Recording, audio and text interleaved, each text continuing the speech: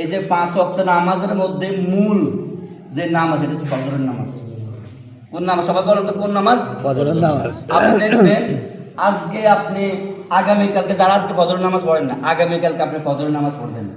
ফজরের নামাজ যখন পড়বেন তখন আপনি যে ফজরের নামাজ পড়বেন, কষ্ট করে যে ফজরের নামাজ পড়ছেন, এই শীতের মধ্যে কম্বল ছেড়ে দিয়ে ফজরের নামাজ পড়ছেন, তখন আপনি জোহরের নামাজ পড়ার জন্য আপনার মনটা টানবে।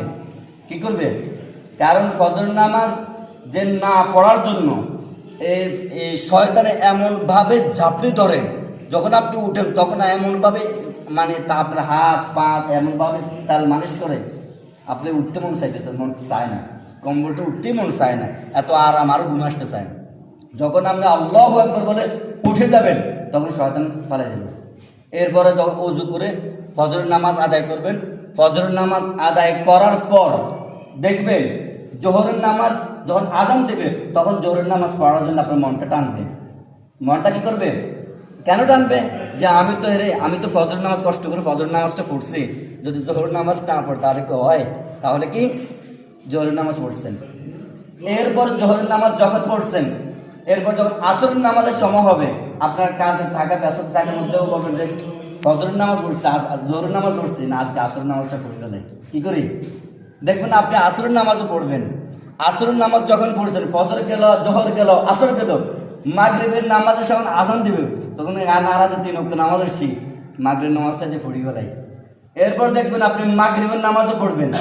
মাগরিবের নামাজ যখন পড়া শেষ হয়ে যাবে, যখন এশারের নামাজের সময় হবে, এশারের আজান দিয়েছে, দোকানের মধ্যে আপনি চা খাচ্ছেন বা কোনো জরুরি একটা মিটিং হচ্ছে বা বৈঠকে আপনারা কথাবার্তা বলতেছেন, তখন কেউ যদি আপনাকে বলে যে না এশারের নামাজ পরে পড়েছি, না আরে আজকে আমি 4 ওয়াক্ত নামাজ পড়ছি, এই ওয়াক্ত নামাজ তাহলে 5 ওয়াক্ত নামাজ পড়বেন, তাহলে দেখবেন আপনার এশার নামাজ পড়ার জন্য আপনার মনটা আরো আকুল দেওয়ানো হয়ে যাবে। আপনি এশার নামাজ পড়বেন, এই 5 ওয়াক্ত নামাজ পড়ছেন নি, এই 5 ওয়াক্ত নামাজ এশার নামাজ পড়তে যখন বাইরে যাবেন, তখন আপনার দিলের ভিতরে আল্লাহর পক্ষ থেকে একটা প্রশান্ত সৃষ্টি হবে, একটা আনন্দ সৃষ্টি হবে, যে প্রশান্ত একমাত্র সেই বলতে পারবে যে ওই দিনে 5 ওয়াক্ত নামাজ আদায় করছি, যে নামাজ ছেড়ে দেওয়া যাবে না।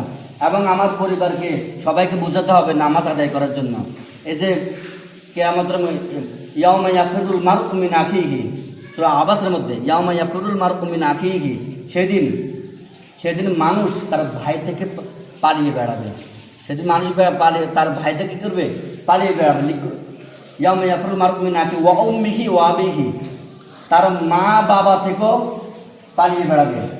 অসহিবাতিহি ওয়া বানি, তার স্ত্রী সন্তানদের থেকেও কি করবে? তারা পালিয়ে বেড়াবে। অসহিবাতি ওয়া বানি লিমরিইম মিনকুম ইয়াউমাইযিন শা'নুন ইউগনি, সুতরাং কিয়ামতের ময়দানে সবাই এতটা ব্যস্ত হয়ে যাবে, এতটা তারা নিজেদেরকে নিয়ে ব্যস্ত থাকবে, তারা প্রত্যেকে নিজেদেরকে নিয়ে ব্যস্ত থাকবে। অথচ আমরা এক ভাইয়ের জন্য কত মহব্বত, কত টান আছে না? ভাইয়ের প্রতি ভাইয়ের কত টান, কিন্তু কিয়ামতের ময়দানে সে ভাই থেকে ভাই কি করবে? সে নিজেকে নিয়ে ব্যস্ত, হায় আমার কি উপায় হবে, আমার কি উপায়, সে নিজেকে নিয়ে ব্যস্ত থাকবে।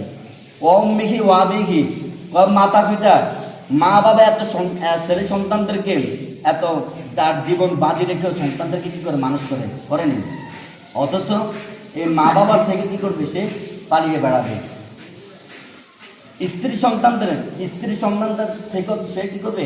পালিয়ে বেড়াবে।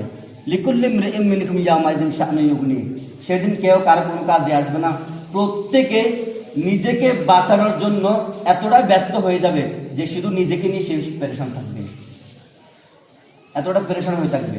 এজন্য আজকে আমরা যাদের জন্য এত কামাই করতেছি, যাদের জন্য অর্থ সম্পদ গড়াচ্ছি, যাদের জন্য জায়গা সম্পদ গড়াচ্ছি, যাদের জন্য ব্যাংক ব্যালেন্স করতেছি, এই আমার সব কিছু কোনো কাজে আসবে না, একমাত্র আমার কাজ আসবে ন্যাক আমল। কি আমল? ন্যাক আমল। একমাত্র আমার কাজে আসবে ন্যাক আমল।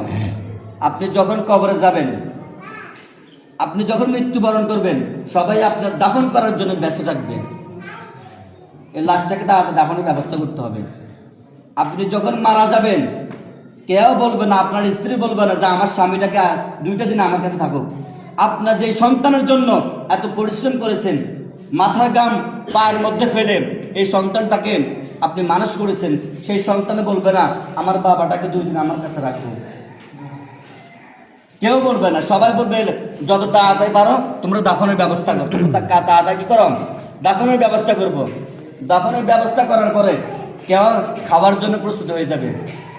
এক পাশে একজনে গোস্ত রান্না করবে, তরকারি রান্না করবে, ভাত রান্না করবে, কেউ খাওয়ার জন্য প্রস্তুতি থাকবে। এরপরে আর কিছুদিন পরে সবাই আনন্দ উৎফুল্ল সে খাবার জন্য ব্যবস্থা গ্রহণ করবে, সবাই খেতে থাকবে। কিছুদিন অতিক্রম হওয়ার পরে আপনার নাম নিশানা পর্যন্ত আসতে যতদিন যাবে তত আপনাকে মানুষ ভুলতে থাকবে, যতদিন যাবে ততদিন মানুষ আপনাকে ভুলতে থাকবে। এমন একটা সময় হবে কেউ আপনার নাম বলবে না। এই জন্য দুনিয়া থাকা অবস্থায় যদি আপনি এই নেক আমল না করতে পারেন, দুনিয়া থাকা অবস্থা যদি আল্লাহকে রাজি করে সন্তুষ্ট না করতে পারেন, দুনিয়া থাকা অবস্থা যদি মহানবী সাল্লাল্লাহু আলাইহি ওয়াসাল্লামের রাজি করে সন্তুষ্ট না করতে পারেন, তাহলে ওই দুনিয়ার পরে, সেই দুনিয়া যাওয়ার পরে আপনি হাতে কামড়াবেন, পায়ে কামড়াবেন, আফসোস করবেন, কিয়ামতের ময়দানে কোনো কাজে আসবে না। একমাত্র কাজে আসবে আপনার ভালো কাজগুলো, একমাত্র কাজে আসবে আপনার নেক আমলগুলো। সেই দিন আর কোনো কিছু আপনার কাজে আসবে না।